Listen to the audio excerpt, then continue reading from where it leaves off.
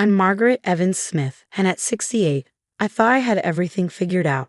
After a long and successful career as a corporate lawyer in Chicago, I was settling into my golden years.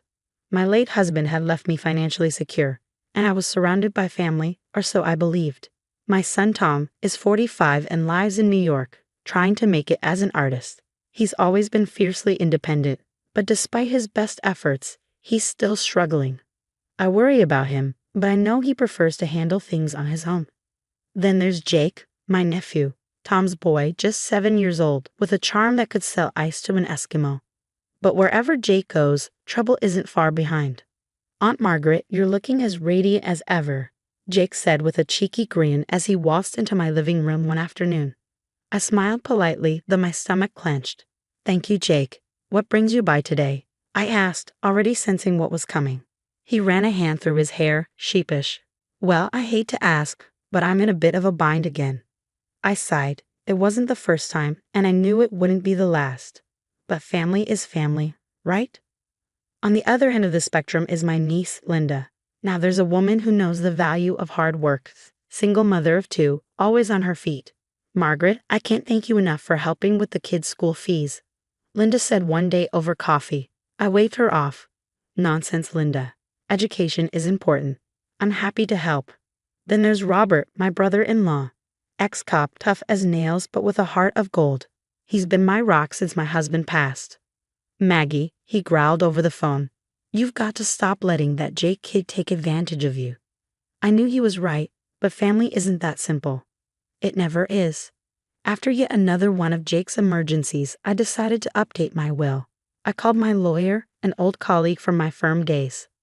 Margaret, are you sure about this distribution? He asked, eyebrows raised. I nodded. Yes. The bulk goes to Linda and her kids. Tom and Jake will get smaller portions. As I hung up, I had the strange feeling that this decision would set off a chain of events.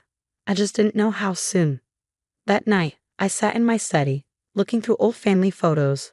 Tom as a kid, Jake as a baby, Linda at her high school graduation. Where did the time go? And how did things get so complicated? The doorbell rang, pulling me from my thoughts. When I opened the door, it was Linda, looking frazzled. Aunt Margaret, I'm sorry to come by so late, but I think you should know, Jake's been asking around about your will. He seems upset. A chill ran down my spine. I had a feeling this was only the beginning of the trouble ahead. But I'm Margaret Evans Smith. I've faced down tougher opponents in courtrooms. Whatever storm was brewing, I'd be ready for it. Little did I know that storm was about to break. The annual Evans family reunion was in full swing, and on the surface, it seemed like any other year. But beneath the laughter and chatter, tension simmered. I stood by the punch bowl, watching Jake work the room with his usual charm.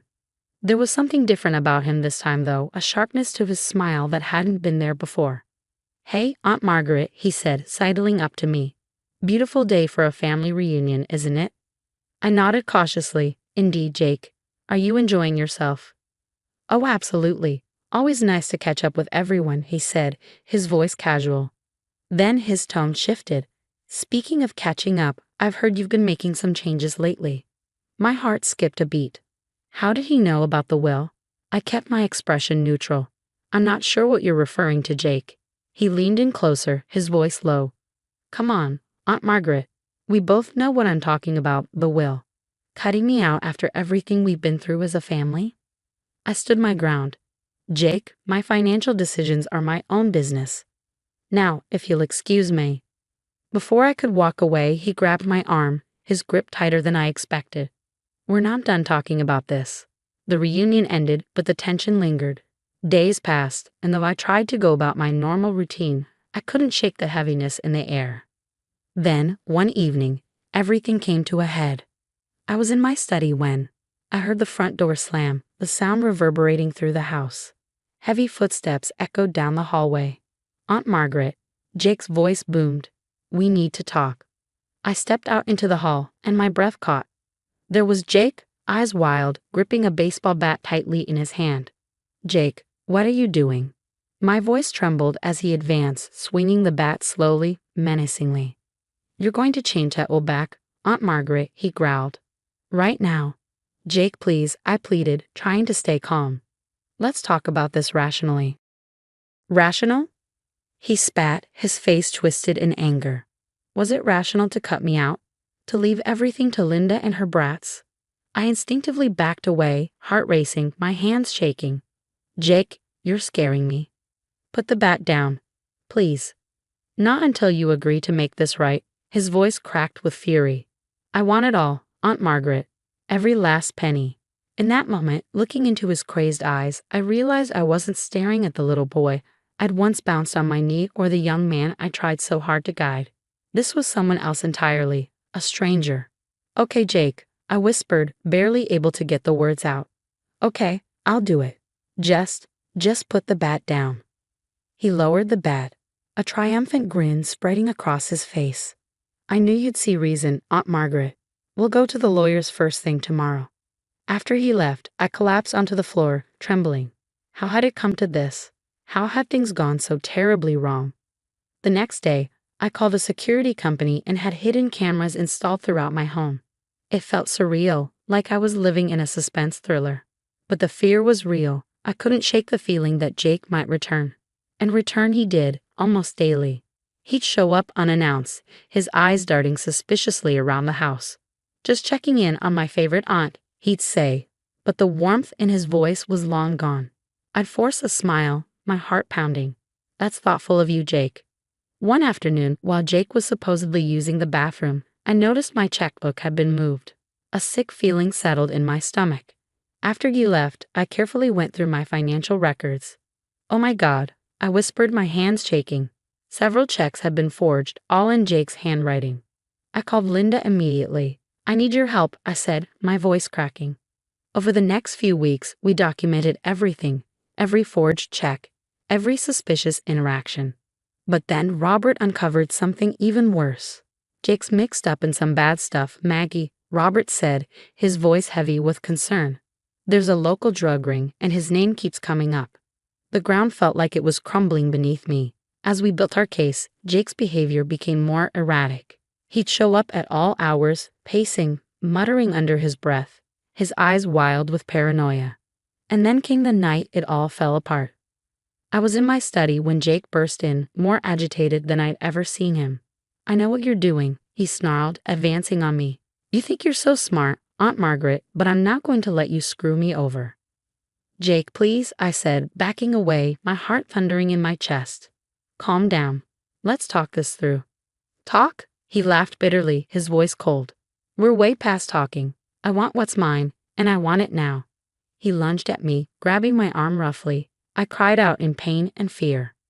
You're hurting me, Jake. Please, stop.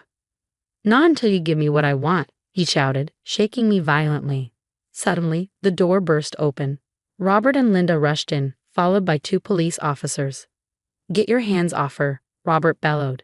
Jake spun around, shock and rage flashing across his face. What the hell is this? The officers moved in quickly, restraining him as he struggled and cursed, his face twisted with fury.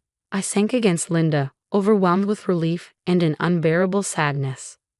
I'm so sorry, Aunt Margaret, Linda whispered, holding me tight. But it's over now. You're safe. I watched as they led Jake away in handcuffs, still ranting, his voice echoing through the house. My nephew, my own flesh and blood. How had it come to this? As the chaos subsided, I turned to Robert and Linda, my voice shaky and broken. Determined, I took a deep breath and looked at both Robert and Linda. Thank you.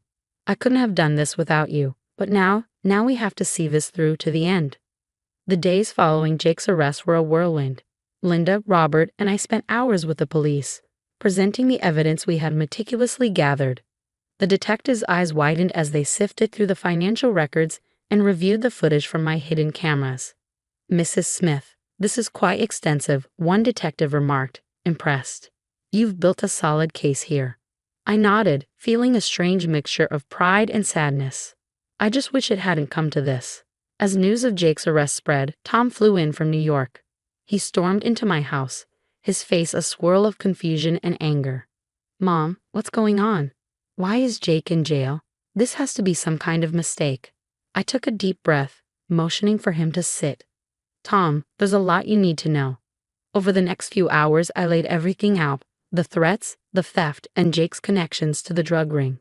With each revelation, Tom's expression darkened. "I can't believe it," he whispered, his voice cracking. "My own son." The court case was grueling. I sat there day after day, watching as Jake's web of lies unraveled. My years of legal experience proved invaluable, and I worked closely with the prosecution, my voice steady as I testified against my own nephew. When the judge finally announced the verdict, guilty on all counts, I felt no triumph, only a deep, aching sorrow. As Jake was led away, his eyes burned with fury. "This isn't over, Aunt Margaret," he snarled. I met his gaze, my voice quiet but resolute. "Yes, Jake, it is." In the aftermath of the trial, I revised my will one last time, removing Jake completely. It was a painful decision, but a necessary one. 1 year later, I found myself in the backyard, surrounded by family. Tom was playing with Linda's kids, while Robert manned the grill. The wounds from the past year were still there, but they were healing. "Any word on Jake?" Tom asked quietly as we set the table. I sighed. More charges. His drug connections ran deeper than we thought. He'll be in prison for a long time. As we sat down to eat, I cleared my throat, gathering the strength to share something important. "I have an announcement to make," I said, glancing around the table. "I've decided to start a foundation." "A foundation?" Robert raised an eyebrow. I nodded. "To help victims of financial elder abuse. What happened to me? I don't want others to go through that alone." Tom's eyes welled up with emotion. "Mom, that's amazing." As conversation flowed around me, I reflected on the past year, the betrayal, the fear, the hard decisions, but also the love, the support, and the strength I have found, both in myself and in those around me. "To family," I said, raising my glass, "the one we choose, and the bonds we forge through adversity."